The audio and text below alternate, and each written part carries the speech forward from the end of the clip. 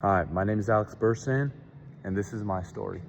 Alex, you're playing ball. You're doing extraordinarily well. You're about to go into the provincials. How do you feel going into the provincials? We're going to win this for Cent or what? I feel ready, I think obviously people are a bit underestimating of us, dropping down to the 8th seed, but, I think we have a really good chance to make a deep run in this tournament. When was the last time Centennial won the provincials? 1972. It's been a minute. It's been a while. It's been a hot minute. Yeah, We got to it's been a make while. that change. How long have you been hooping for? I've been hooping for about 10 years. Okay. I've always had basketball around me ever since I was like a little kid, even as a 2-year-old. I had a mini hoop and I've just spent time on it all the time. So I think I was destined to play this sport, and I have so much joy when I play it. How did you get introduced to it? Because you didn't go out buying this little hoop. Somebody had bought it for you. Who inspired you? Who motivated you? My dad, he played pro in Romania, grew up there, taught himself how to play the game. Huh. And, him having a successful 12-year career, playing against top competition in the Euro League as well as the Romanian League, I feel like that really sort of leaked into who I became and who I am today. Father's Romanian. Where's your mother from? My mom's Serbian. And where did they meet? Tell us the story about your parents. They didn't meet until later on. They both met in Canada, and they met through some mutual friends, and they just bond because both of them are former athletes. My mom was national champion in discus in former Yugoslavia, so I also got into track and field at a young age too, so that was a big thing for me. So I basically grew up in a really rich athletic household. How are your academics? You're a Cent student, so you better have like good grades. Always great grades, straight A's as much as I can. And education comes first in my household. My parents always emphasize that, sports are going to be there, a big part of your life, but they're temporary, and you need to have, and knowledge lasts forever. So I've always just had, taken education seriously. How important is it for you to know that you're from Centennial? You grew up in Coquitlam, did you?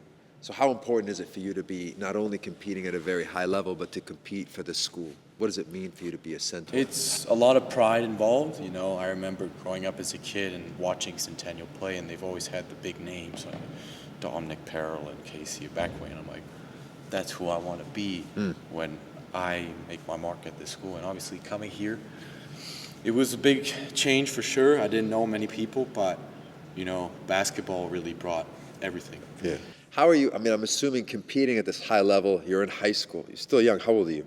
I'm 17. Yeah, you're 17 years old, competing at this high level, high ambitions to make it into, I'm assuming, Div 1. Div 1. How are you balancing that with being a student, with being a 17-year-old kid?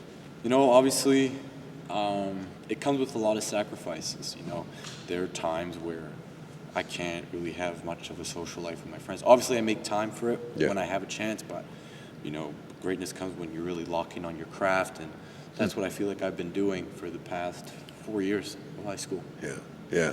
Romania, like the Balkans in general, I have huge ties to them, and it's like a second home for me. Every time I have the chance, I go home and see my relatives, my aunt and my uncle, my cousins, and it's always great being back there. It's like I'm home. Yeah. Even though I live here, it's like I'm home every time I go back, and just the food's unreal. I love it, and just it's a beautiful place. Yeah. It's a beautiful country. Romania, Serbia, they're beautiful countries, and I would tell people, go visit Romania, go visit Serbia. They're great places to be. What's your favorite Serbian dish? Was that a hard question? Cevapi, for sure. Okay. Yeah. What about Romania? Meat and potatoes. They're the same thing. Same The thing. Same thing. Just different So you need ways the of meat and making them. potatoes. Yeah. It's magical ways, how many ways you can just bring meat and potatoes together. Yeah. I'm assuming, having played basketball for as long as you have role models that are other than your father. Sounds like your father has been a very important figure in your life, obviously, as any dad is, and mom being an Olympian. You said she's an Olympian. She was national champion until the war happened, and she wasn't able to go to the Olympics. Right. It must have been hard to compete at that high level and to not be able to be there. Who do you look up to in basketball other than your father? Obviously growing up as a kid, Michael Jordan. Yeah. Michael Jordan, watching the tricks he used to do on the basketball court. But as I gotten older, I'm Nikola Jokic, Luka Doncic, those types of players that sort of embody how Europeans play basketball. Yeah. As well as Dirk Nowitzki. Yeah, Obviously, of course. Them coming over, and also some old school, Yugoslavian hoopers like Vlade Divac, Of course. Dražen Petrovic. Yes. Those guys, obviously, I've grown up watching them for as long. Did you ever imagine that you could be in their shoes one day to compete at the highest level at the NBA, given that they've been trailblazers for you? I think they've trailblazed for sure. Yeah. They showed that you don't have to be extremely athletic to succeed in the sport, and just being skillful and using your IQ can really translate to any aspect of the game. Yeah. Life oftentimes, falls in the way that we anticipate it. Oftentimes, it's not the way that we want it. We get disappointment. You mentioned that you've seen a lot of disappointment. What gives you hope in light of tribulations and challenges? Just, there's always a light at the end of the tunnel, God always has a plan for everybody. And whether or not you're going through, there's always going to be trials and tribulations no matter what. Yeah. And, I always think of it, it's temporary. It's not going to last forever. And it's just, how do I face the challenge itself?